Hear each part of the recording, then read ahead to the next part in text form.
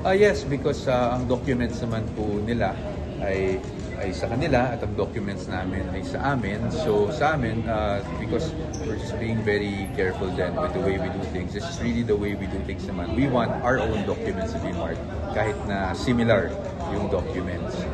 Ito rin po kasi yung mga dokumento na gagamitin natin during the course of the trial.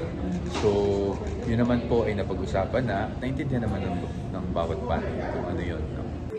Maraming exhibits ang prosecution na adopted ng defense. So, we requested na marking of common exhibits, meaning isang exhibit, doon na magmamark pareha.